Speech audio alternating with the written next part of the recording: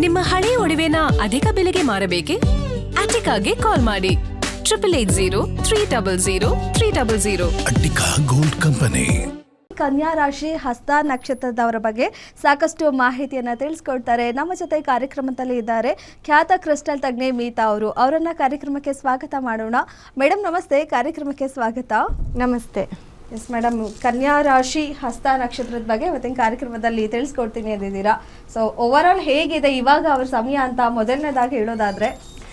ನೋಡಿ, ಮೊದಲನೇದಾಗಿ ಕನ್ಯಾ ರಾಶಿ ಅಂತ ಅಂದ ಕೂಡಲೇ ಕನ್ಯಾ ರಾಶಿಯವರಿಗೆ ಮೊದಲನೇದಾಗಿ ಗುರು ಬದಲಾವಣೆ ಆಗಿದ್ದಾನೆ. ಸೊ ಗುರು ಬದಲಾವಣೆ ಆಗಿರೋದು ಯಾಕಂದರೆ 1.5 ವರ್ಷ ಗುರು ಬಂದು 11ನೇ ಮನೆಯಲ್ಲಿ ಅಂದರೆ ಲಾಭಸ್ಥಾನದಲ್ಲಿ ಇರ್ತಾನೆ. ಗುರು ಯಾರು? 4ನೇ ಮನೆ ಅಧಿಪತಿ. ಕನ್ಯಾ ರಾಶಿಗೆ 4ನೇ ಮನೆಯವನು ಅವನೇ ಆಗ್ತಾನೆ, ಸಪ್ತಮಾಧಿಪತಿನೂ ಅವನೇ ಆಗ್ತಾನೆ. ಯಾಕಂದರೆ ಮೀನ ರಾಶಿ ಅಧಿಪತಿ ಕೂಡ ಅವನೇ ಆಗಿರ್ತಾನೆ.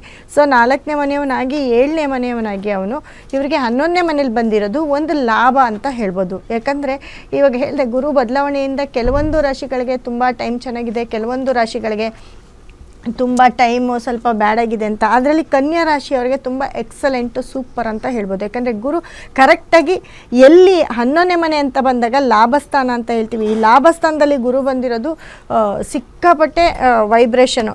ಏನಪ್ಪ ಅಂತಂದರೆ ನೋಡಿ, ಕನ್ಯಾ ರಾಶಿಯವರು ಯಾವುದೇ ಕೆಲಸ ಕಾರ್ಯ ಮಾಡಿದ್ರು ಕೂಡ ಲಾಭದಾಯಕವಾಗಿ ಇರ್ತೀರ. ಅಂದರೆ ಗುರು ಬಲ ಇದೆ ಅಂತ ಹೇಳ್ಬೋದು. ಕನ್ಯಾ ರಾಶಿಯವ್ರಿಗೆ ಯಾರಿಗೆಲ್ಲ ಮದುವೆ ಆಗಿಲ್ಲ, ಸಪ್ತಮ ಯಾಕಂದರೆ 7ನೇ ಮನೆಯವನು ಅವನಾಗಿರೋದ್ರಿಂದ ಯಾರಿಗೆಲ್ಲ ಮದುವೆ ಆಗಿಲ್ಲ ಅವ್ರಿಗೆ ಮದುವೆ ಆಗ್ತಾ ಹೋಗುತ್ತೆ, ಅಥವಾ ಯಾರಿಗೆ ಮಕ್ಕಳಾಗಿಲ್ಲ ಅವ್ರಿಗೆ ಮಕ್ಕಳಾಗ್ತಾ ಹೋಗುತ್ತೆ. ಮತ್ತು ತಾಯಿಯಿಂದ ಲಾಭ ಅಂತ ಹೇಳ್ತೀವಿ.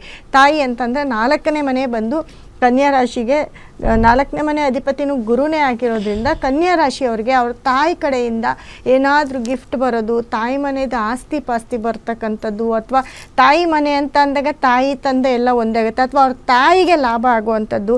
ಕನ್ಯಾ ರಾಶಿಯ ಮಕ್ಕಳು, ಸಣ್ಣ ಮಕ್ಕಳು ಇದ್ದರೆ ಅವರ ತಾಯಿಗೆ ಎಲ್ಲೋ ಒಂದು ಕಡೆ ಕೆಲಸದಲ್ಲಿ ಅಚೀವ್ಮೆಂಟು, ಪ್ರಮೋಷನ್ಸ್ ಆಗೋದು, ಎಲ್ಲೋ ದುಡ್ಡು ಬರ್ತಕ್ಕಂಥದ್ದು, ಜಮೀನು ತೊಗೊಳ್ತಕ್ಕಂಥದ್ದು, ಈ ಥರದ್ದೆಲ್ಲವೂ ಕೂಡ ಆಗ್ತಾ ಹೋಗುತ್ತೆ. ಅಂದರೆ ಸಣ್ಣ ಮಕ್ಕಳಿದ್ರೆ.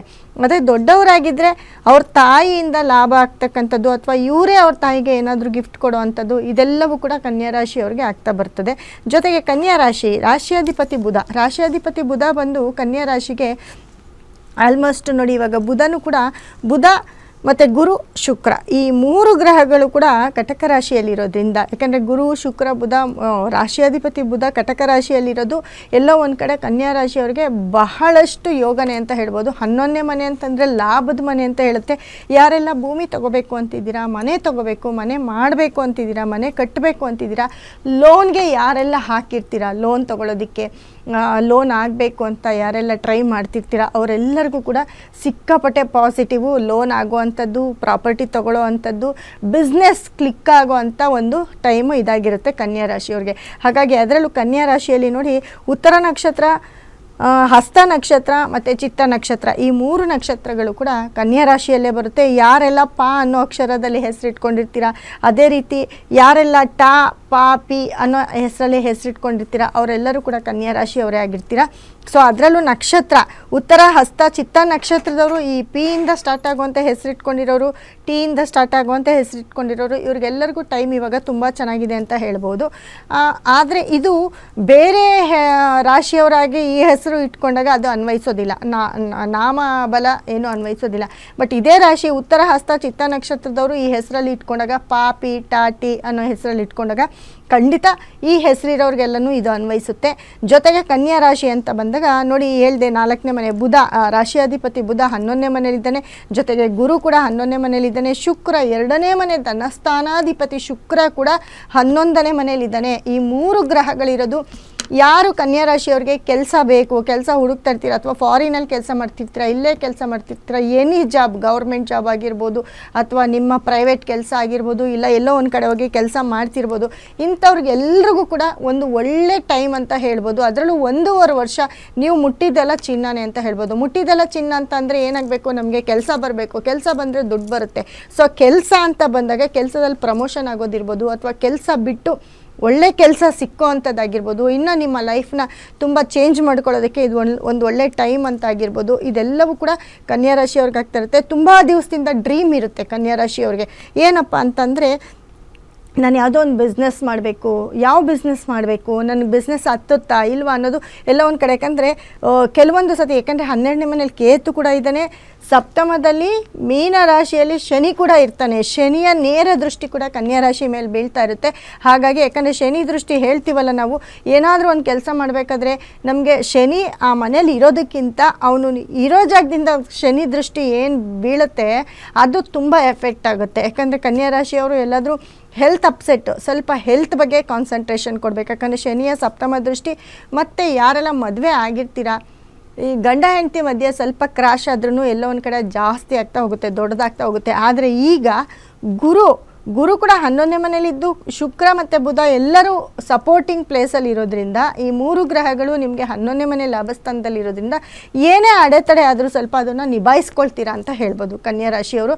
ಮತ್ತು ನಿಮ್ಮ ಕೆಲಸ ಕಾರ್ಯದಲ್ಲಿ ಪ್ರಮೋಷನ್ಗಳಾಗೋದುಂಟು, ಅಥವಾ ಯಾವುದಾದ್ರೂ ಅಧಿಕಾರಿಗಳ ಜೊತೆ ನೀವು ಯಾವುದಾದ್ರೂ ಕೆಲಸ ಮಾಡ್ತಿದ್ರೆ ಎಲ್ಲೋ ಒಂದು ಕಡೆ ಅವ್ರ ಕಡೆಯಿಂದ ಅಪ್ರಿಷಿಯೇಟ್ ಆಗೋದು, ಅಥವಾ ಗೌರವ ಧನ ಅಂತ ಕೊಡೋದು, ಗೌರವವನ್ನು ಸೂಚಿಸೋದು, ಈ ಥರದ್ದೆಲ್ಲ ಕನ್ಯಾ ರಾಶಿಯವ್ರಿಗೆ ಆಗ್ತಾ ಹೋಗುತ್ತೆ. ಜೊತೆಗೆ ಕನ್ಯಾ ರಾಶಿಯವರು ಅತಿ ಹೆಚ್ಚು ನೋಡಿ ನಿಮ್ಮ ಮನೆಯ 4 ಅಂತಂದರೆ ಸುಖಸ್ಥಾನ ಅಂತ ನಾವೇನು ಹೇಳ್ತೀವಿ, 4ನೇ ಮನೆ ಅಧಿಪತಿನೂ ಗುರು ಆಗಿರೋದ್ರಿಂದ ಮನೆಯಲ್ಲಿ ಎಲ್ಲೋ ಒಂದು ಕಡೆ ನೆಮ್ಮದಿಯ ಒಂದು ವಾತಾವರಣ ಏರ್ಪಡ್ತಾ ಹೋಗುತ್ತೆ ಕನ್ಯಾ ರಾಶಿಯವ್ರಿಗೆ. ತುಂಬ ದಿವಸದಿಂದ ಸ್ಟ್ರಗಲು. ಈ ಕನ್ಯಾ ರಾಶಿಯವ್ರಿಗೆ ಎಲ್ಲೋ ಒಂದು ಕಡೆ ತುಂಬ ಅವರು ಏಜ್ ಆಗಿರೋರು ಇದ್ದರೆ ಎಲ್ಲೋ ಅವ್ರ ಕೆಲಸ ಕಾರ್ಯದಲ್ಲಿ ಎಲ್ಲೋ ಒಂದು ಕಡೆ ಇವಾಗ ರಿಟೈರ್ಮೆಂಟ್ ಆಗುವಂಥದ್ದು, ದುಡ್ಡು ಬರ್ತಕ್ಕಂಥದ್ದು, ಜೊತೆಗೆ ಕೆಲಸ ಇನ್ನೊಂದು ಕಡೆ ಪ್ರಮೋಷನ್ ಆಗಿ ಎಲ್ಲೋ ಒಂದು ಕಡೆ ಹೈ ಪೋಸ್ಟ್ಗೆ ಹೋಗುವಂಥದ್ದು, ಸುಖಸ್ಥಾನ ಅಂತ ಅಂದಾಗ ಮನೆ ಅಂತ ಹೇಳ್ತೀವಿ. ಸೊ ಮನೆ ಕೂಡ ಎಲ್ಲೋ ಒಂದು ಕಡೆ ಲಕ್ಸುರಿ ಮನೆಯನ್ನು ಕಟ್ಕೊಳ್ಳೋ ಅಂಥದ್ದು. ಯಾಕಂದರೆ ಶುಕ್ರನೂ ಇದಕ್ಕೆ ಸಪೋರ್ಟ್ ಅಂತ ಹೇಳ್ತೀನಿ.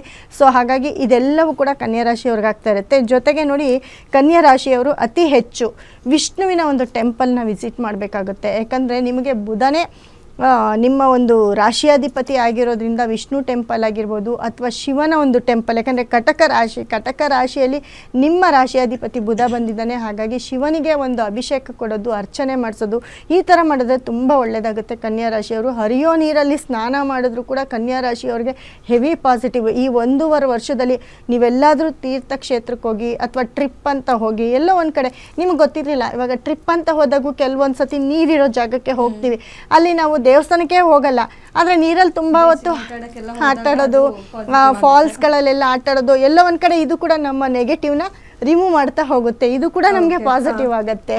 ಹಾಗಾಗಿ ಕನ್ಯಾ ರಾಶಿಯವರು ಈ ಥರದೊಂದು ಟಿಪ್ಸ್ನ ಮಾಡ್ಕೊಳ್ಳಿ. ಜೊತೆಗೆ ಕನ್ಯಾ ರಾಶಿಯವರು ಗುರು ಮತ್ತು ಶುಕ್ರ ಮತ್ತು ಬುಧನಿಗೆ ಸಂಬಂಧಪಟ್ಟಂಥ ಒಂದು ಬ್ರೇಸ್ಲೆಟ್ನ ನೀವು ಕೈಗೆ ಹಾಕ್ಕೊಳ್ಳಿ, ಅಥವಾ ಅದಕ್ಕೆ ಸಂಬಂಧಪಟ್ಟಂಥ ಸ್ಟೋನನ್ನು ನಿಮ್ಮ ಮನೇಲಿ ಇಟ್ಕೊಳ್ಳಿ. ಏನು ನಿಮ್ಮ ಕನಸಿರುತ್ತೆ, ಏನು ನಿಮ್ಮ ಡ್ರೀಮು, ಮನೆ, ಮದುವೆ, ಮಕ್ಕಳು, ಅದೇ ರೀತಿ ಕೆಲಸ, ಇದೆಲ್ಲವೂ ಕೂಡ ನಿಮ್ಮ ಒಂದು ಕನಸು ನೆರವೇರುವಂಥ ಟೈಮ್ ಆಗಿರೋದ್ರಿಂದ ಅದಕ್ಕೆ ಸಂಬಂಧಪಟ್ಟಂತಹ ಸ್ಟೋನು ನಮ್ಮಲ್ಲಿ ಸಿಗುತ್ತೆ. ಖಂಡಿತವಾಗ್ಲೂ ಕನ್ಯಾ ರಾಶಿಯವರು ಇದನ್ನು ಅಳವಡಿಸ್ಕೊಳ್ಳಿ. ಮತ್ತು ಎಲ್ಲೋ ಒಂದು ಕಡೆ ನಿಮ್ಮ ಹೆಸರನ್ನು ಒಂಚೂರು ಟ್ಯೂನ್ ಮಾಡ್ಕೊಳ್ತಾ ಹೋಗಿ. ಯಾಕಂದರೆ ಪಿ ಇಂದ ಅಕ್ಷರಗಳು ಅಷ್ಟೊಂದು ಸಕ್ಸಸ್ ಕೊಡಲ್ಲ ಅಂತ ಸಾಕಷ್ಟು ಬಾರಿ ನಾನೇ ಹೇಳಿದ್ದೀನಿ. ಸೊ ಹಾಗಾಗಿ ಆ ಹೆಸರನ್ನ ಒಂಚೂರು ತೋರಿಸ್ಕೊಂಡು ಚೇಂಜ್ ಮಾಡಿಸ್ಕೊಂಡ್ರೆ ಇನ್ನೂ ಲಕ್ ಜಾಸ್ತಿ ಆಗುತ್ತೆ. ಒಟ್ಟಾರೆ ಕನ್ಯಾ ರಾಶಿಗೆ ಸಮಯ ಚೆನ್ನಾಗಿದೆ, ಅದನ್ನ ಒಳ್ಳೆ ರೀತಿ ಪಾಸಿಟಿವ್ ಆಗಿ ಯೂಸ್ ಮಾಡ್ಕೊಳ್ಳಿ, ಬೆಟರ್.